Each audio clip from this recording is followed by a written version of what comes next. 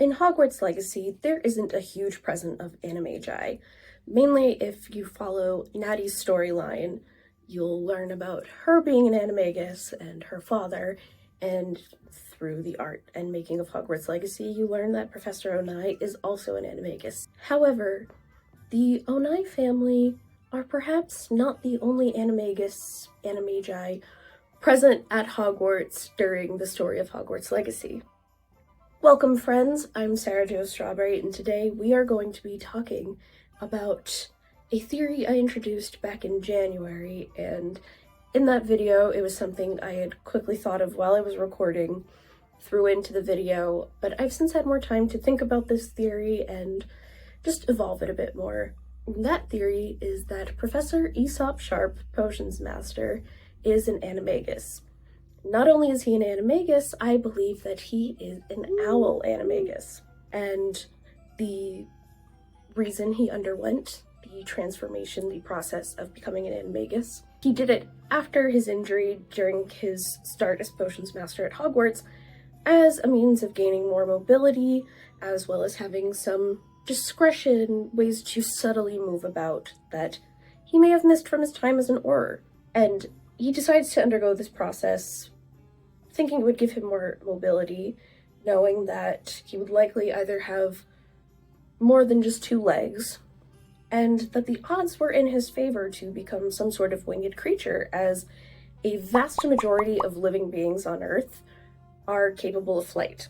It could also potentially be beneficial as a defensive measure. Now first, let's talk about what leads me to believe that he may be an Animagus, a flighted Animagus, and more specifically, an owl Animagus. Firstly, he is surrounded by flight imagery, and his spaces are full of flight symbolism. And as some have pointed out online, Professor Ronen also has a lot of bird imagery, but that seems to be more symbolic of feeling free, a sense of freedom following his repressed childhood. But that doesn't quite make sense for Professor Sharp and him being surrounded by flight imagery. In the potions classroom, there are multiple empty bird cages hanging throughout. In his bedroom, when you go into his chambers, there are 2 paintings in his sitting room, one that you find elsewhere in the game, and one I was never able to find elsewhere in the game, that pertain to flight. One is a painting of what appear to be 4 Quidditch players over Hogwarts, or the Hogwarts Valley, and the other painting is of someone, it appears on a hippogriff, surrounded by Dementors. And this could be a reference to Prisoner of Azkaban, but very, very random that it is placed there. So I'm feeling like a silly goose while editing this video because I am only just now making the connection of this piece of art as well that is in his bedroom, that not only depicts flight with a bat, but compares a human arm to a bat wing. And this is also found elsewhere in the game, so take it with a grain of salt as being, something specific to Professor Sharp. And there's also another flight-related image in this room as well, in his bedroom. But this one I just found especially interesting considering the subject of this video. The majority of the flight imagery that we find, though, is in the secret room behind the fireplace in his sitting room, and there is a lot that we can learn, extrapolate about Professor Sharp from the contents of this room, but talking specifically about the flight-related things. At the threshold of the room, there are a couple murals, paintings on the wall. One is of a hippogriff, and the other is of some sort of bird of prey. In the room itself, there are 2 more murals on the walls, another one of a hippogriff and one of an owl. There are sketches throughout the room which are assumed by myself and others to be Professor Sharp's own artwork that he created, and go watch my video about that if you want to learn more. Half of these sketches that we see throughout the room are from a bird's eye view. Perhaps Professor Sharp flying around. This is what he's seeing and coming back to draw. There are also 3 ornithopters and 2 models of flying carpets suspended from the ceiling of that secret room. In his bedroom, there is what appears to be blood all over the floor by his desk. Maybe this is not blood, but a stain from the Animagus potion, which looks like blood. As Hogwarts Potions Master, he would be able to easily and subtly collect the ingredients needed for the Animagus potion. And as I mentioned, him being a flighted Animagus, really many Animagus forms would allow for this, but especially a flighted one, and even more especially an owl, would provide some secrecy and discretion for his movements, to not be seen by other professors, by students, and to just go about and do what he wants, what he can, and have a sense of freedom. Because, of course, there are owls everywhere in the wizarding world, and he could easily blend in. The balcony off of that secret room would give him some extra discretion, as he can just take flight off of that balcony, likely not being detected, instead of, say, flying out of the door to his chambers where more people would be able to see. One thing I failed to mention earlier is that I believe he's also an unregistered Animagus, as, again, for defense purposes, he wouldn't want it to be easily discovered that he is an Animagus, and any enemies he may have to know to look out for an owl.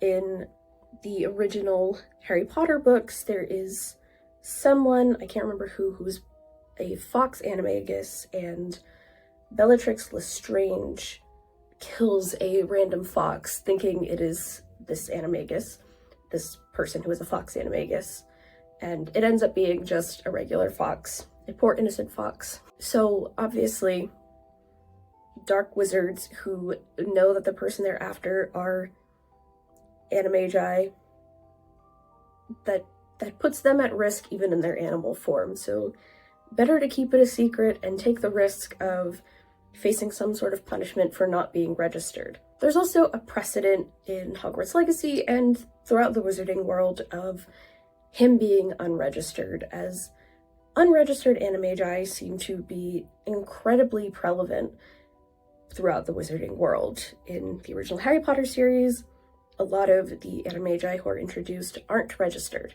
In Hogwarts Legacy, there's also an article in the Daily Prophet about a former Auror, Patricia McManners, who, after her retirement in 1875, disappeared and was discovered in 1890, 1891 to be a calico cat Animagus. She was discovered by her neighbor, who had this cat keep showing up for food and was being taken care of by said neighbor, eventually found to actually be this retired Auror.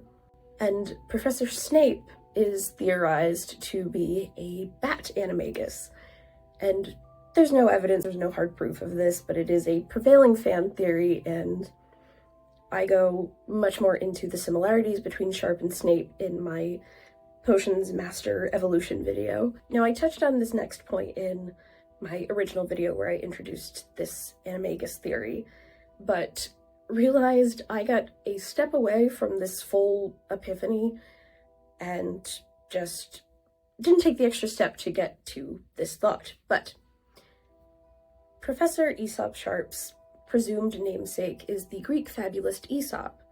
Aesop is best known for his fables about anthropomorphized animals taking on human qualities. In that original video, I focused more on the types of animals that Aesop wrote about, but again, Aesop, Professor Sharp's presumed namesake, was best known for writing stories about anthropomorphized human-like animals. So perhaps his name being Aesop is a hint toward this secret of his. As I said at the beginning of this video, Professor Sharp wouldn't be the only Animagus present in Hogwarts Legacy. He also wouldn't be the only professor in Hogwarts Legacy who is a flighted Animagus, or some sort of bird Animagus. While it is not revealed in the game itself, in the book The Art and Making of Hogwarts Legacy, it is stated that divination professor Modiwa Onai is an Animagus, and her animal form is an African fish eagle. And this is something I go into a bit more in another video, where I talk about the secrets of the various Hogwarts professors. So perhaps Professor Sharp was meant to be an owl animagus, and it was cut from the final game because they decided that the Animagi in Hogwarts Legacy would be limited to the Onai family storyline, and therefore gave that quality to Natty and Modiwa Onai. So I didn't go into this much yet, but the repeated artwork of owls is what led me to believe that he is specifically an owl animagus. And again, this would just work out perfectly for him because he could, again, blend in with the other owls flying about and deliver his own mail. That's convenient. On top of that, I have a additional theory of sorts, a just fun thought that maybe we've seen his owl form before. Now, not in the final game itself, but could he be the owl that we see in the cinematic trailer for Hogwarts Legacy? The official cinematic trailer was released on January 18th, 2023, and Sharp is not seen at all in this trailer. He is also not seen in the official launch trailer, which was released on February 1st, 2023. However, we do see this particular owl in the cinematic trailer is delivering our Hogwarts letter, and it's a cinematic trailer. Perhaps this owl is really just a cinematic tool to show the world that you will see in Hogwarts Legacy, even though it's a world we've seen before, but I digress. In these two trailers, we see most of the professors in the final game. However, there was a much earlier trailer where we did see Professor Sharp, and he was one of the few who was actually shown in this trailer. The official reveal trailer was released on September 16th, 2020, and in this trailer we see Professor Fig, Headmaster Black, Professor Sharp, and Professor Garlic. We don't see any other professors who are shown in the final game. We see a couple students who we're maybe not seeing in their final iteration per se, but models that would be used for characters in the final game. So why would Professor Sharp, who was one of the first characters developed for the game, or one of the earliest developed characters for the game, be in that first trailer, but not in the following two trailers? And also the reason we know that he was one of the earliest developed characters is that Matthew Watterson, who voices Professor Sharp, was initially hired only to voice Professor Sharp, and was later brought back in to do additional voices for Charles Rookwood and Ranrock. So those characters were added in later in development, but again, in the trailer 3 years before the game came out, when they were still developing the game, we see Professor Sharp. He was already a conceptualized character, and again, we don't see him in those other trailers. And those other two trailers, those later ones, being released so close to the game launch, might count out the fact that this owl would be Professor Sharp, that they would be using something from a storyline that was ultimately cut from the final game. However, the voice for Professor Weasley is completely different from her voice in the final game, and these trailers were released within the month leading up to the game's release. So they're not using the voice, and it seems the voice actor for a major character, in less than a month before the game comes out. So it's not that unlikely that they would hint at something that wasn't even in the final game. However, it is very unlikely that this is Professor Sharp's owl animagus form, as it is said that animagi bear a mark of some sort resembling a mark of their human form, so perhaps his animagus form would have some sort of marking to mirror the scar on his face or his leg injury. Now, here is how I think his process of becoming an animagus went down, and some of this relies on a timeline that I've gone over in a previous video, actually in a couple previous videos. So if you're curious about where I'm getting some of these dates from, check those out and you'll get a fuller picture of that. In late 1885 or early 1886, Professor Sharp is injured, ending his Auror career. He is hired at Hogwarts over the summer of 1886 and becomes Potions Master. During the 1886 to 1887 school year, he is still recovering and heavily reliant on his wheelchair, and eventually transitions by about winter 1886 to relying more on a cane, but still using his wheelchair from time to time. With this lack of mobility, as someone who was hypermobile previously and running around chasing dark wizards as an Auror, this would likely be frustrating for him. I know plenty of people who are always moving, hypermobile, and just when they're injured or have some sort of procedure that limits their movement, it is incredibly frustrating. And you try to find any way possible to maintain some independence and mobility. So during this time, during this frustration, he decides to undergo the process to become an Animagus. As I said earlier, assuming that he would likely become some sort of flighted creature, and this would give him the freedom that he wants. So from the winter of 1887 into the spring, he begins gathering the ingredients for the potion and preparing to brew it and undergo the full process, and begins the process at the start of the summer of 1887, as there would be no students around and there would be less professors around, and he could just generally keep to himself, locked away in his chambers, and undetected, without rousing suspicion, undergo the Animagus process. So he brews the potion, completes the process of having to keep a mandrake leaf under his tongue, etc., and it is time to take the potion, complete the process.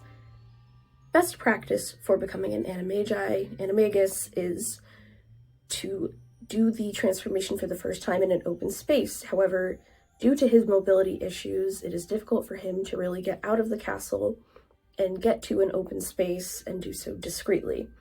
So he decides to take his chances again and undergo the transformation in his room. And he spills some of the potion, and that is how the stain ends up on the floor that looks like blood. So he transforms, and lo and behold, he is an owl. So now, just before the start of the 1887-1888 school year, he is an Animagus.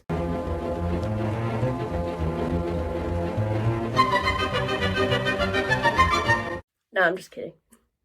So there we have a fuller version of my Sharp Owl Animagus theory. Again, something I've been thinking about some more since the first time I brought it up and wanted to just put out there, talk about a bit more. I really do think this is an aspect of Professor Sharp, that he is an Owl Animagus, and we just didn't see it in the final game. And again, because he was one of the first characters developed, clearly he was heavily developed, and there is so much in and out of the game that points to this, that there's way more to this character than we know. And if you're interested in learning more about that, check out my Professor Sharp playlist. I have many videos at this point, over a year's worth of videos about my different theories about Professor Sharp and what may actually be going on with him. I guess I will leave you at that.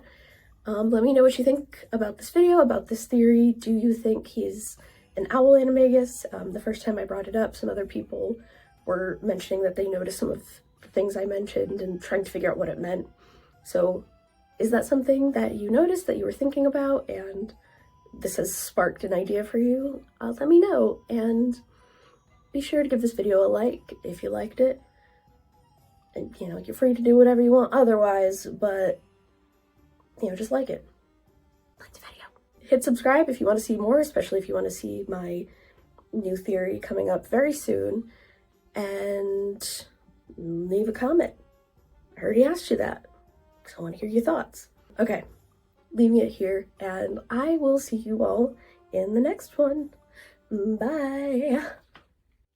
Okay, so I didn't realize until just now, after finishing recording, that my mic was not working. It was not on. I turned it on, the light wasn't showing it was working. You will hear some outside noises as someone in my neighborhood is doing some yard work, and it picked up.